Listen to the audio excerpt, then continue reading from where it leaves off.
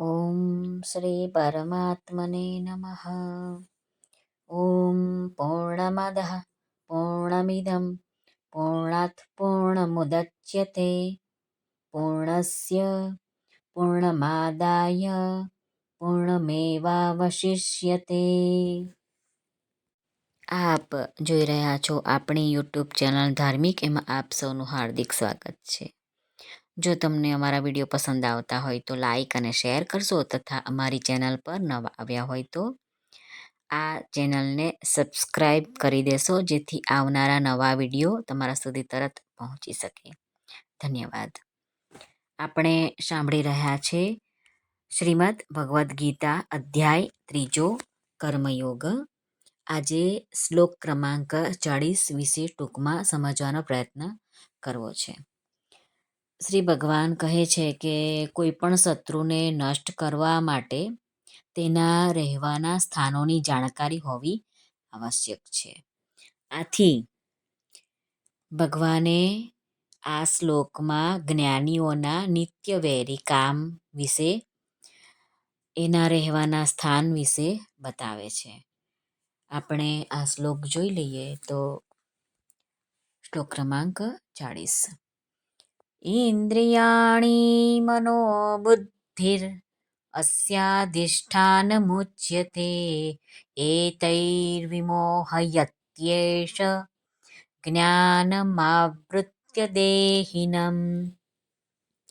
આમાં સંસ્કૃતના શબ્દો જે આવ્યા છે તે આપણે અર્થ થોડો સમજીએ તો ઇન્દ્રિયાણી એટલે ઇન્દ્રિયો, અસ્ય એટલે કે આ કામનાના, અધિષ્ઠાનમ નિવાસ સ્થાન, ઉચ્યતે કહેવાય છે, એષઃ આ કામના, એતૈ આ ઇન્દ્રિયો મન અને બુદ્ધિ દ્વારા, જ્ઞાનમ એટલે જ્ઞાનને, આવૃત્ય ઢાંકી દઈને, દેહિનમ દેહાભિમાની મનુષ્યને દેહિનમ કહ્યું છે, વિમોહયતી મોહિત કરે છે।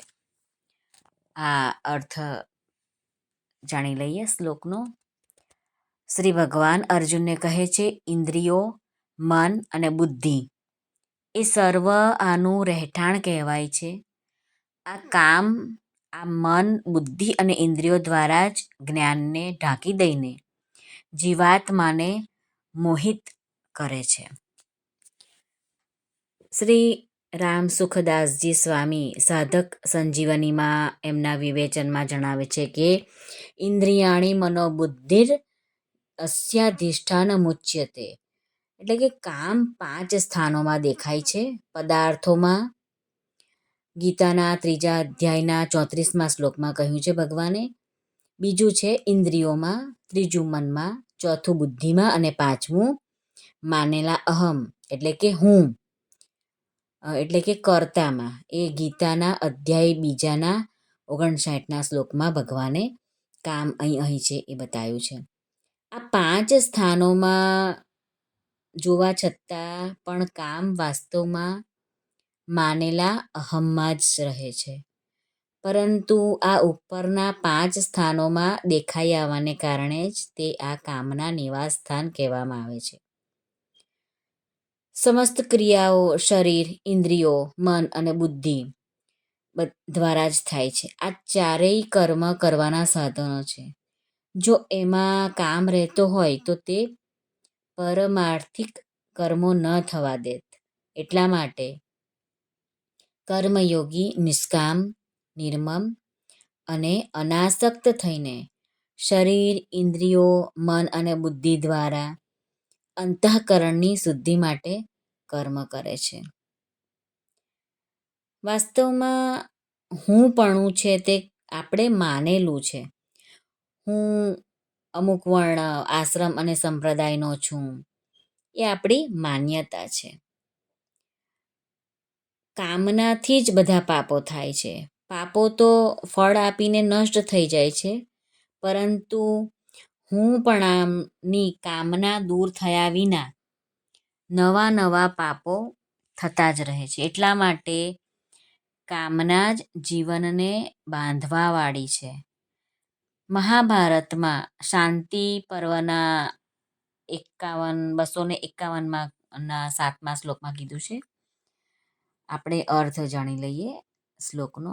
જગતમાં કામના જ એકમાત્ર બંધન છે, બીજું કોઈ બંધન નથી. જે કામનાના બંધનથી છૂટી જાય છે તે બ્રહ્મ ભાવ પ્રાપ્ત કરવામાં સમર્થ થઈ જાય છે.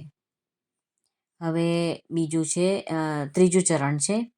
એતૈર્વિમોહયત્યેષ જ્ઞાનમાવૃત્ય દેહિનમ. કામનાને કારણે મનુષ્ય જે કરવું જોઈએ એ નથી કરતો અને જે નહીં કરવું જોઈએ તે કરી લે છે. આ રીતે કામના દેહાભિમાની મનુષ્યને મોહિત કરી દે છે. બીજા અધ્યાયમાં ભગવાને કહ્યું છે કે કામનાથી ક્રોધ ઉત્પન્ન થાય છે. અધ્યાય બીજો સાંખ્ય યોગનો શ્લોક ક્રમાંક 62 અને 63માં છે કે કામાત ક્રોધો ભીજાયતે, ક્રોધાત ભવતી સંમોહ, સંમોહાત સ્મૃતિ વિભ્રમઃ, સ્મૃતિભ્રંશાત બુદ્ધિનાશો, બુદ્ધિનાશાત પ્રણશ્યતિ. એટલે શ્રી ભગવાન કહેવા માંગે છે કે ક્રોધથી સંમોહ ઉત્પન્ન થાય છે અને આનાથી એ સમજવું જોઈએ કે કામનામાં વિઘ્ન પહોંચતા ક્રોધ ઉત્પન્ન થાય છે, પરંતુ જો કામનામાં વિઘ્ન ન પહોંચે તો આ કામનાથી લોભ અને લોભથી સંમોહ ઉત્પન્ન થાય છે. અહીં આપણે એ સમજવું જોઈએ કે કામનાથી પદાર્થ ના મળે તો ક્રોધ ઉત્પન્ન થાય અને પદાર્થ મળી જાય તો લોભ. તેનાથી પછી મોહ ઉત્પન્ન થાય છે. કામના રજોગુણનું કાર્ય છે અને મોહ તમોગુણનું કાર્ય છે. રજોગુણ અને તમોગુણ બે પાસે પાસે રહે છે. આથી કામ, ક્રોધ, લોભ અને મોહ પાસે પાસે જ રહે છે.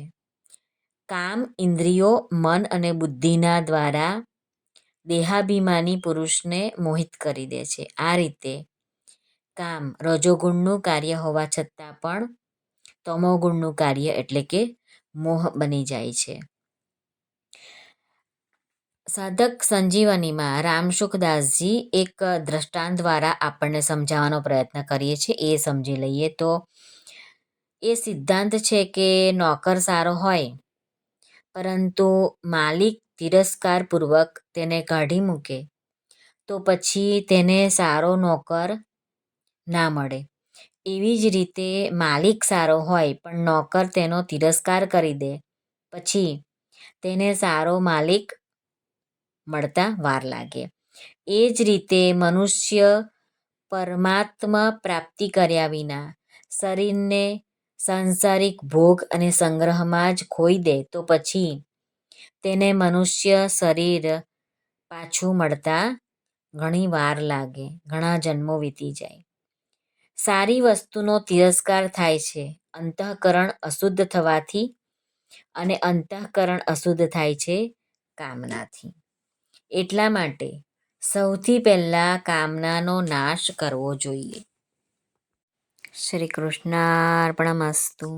સર્વને ભાવથી જય શ્રી કૃષ્ણ.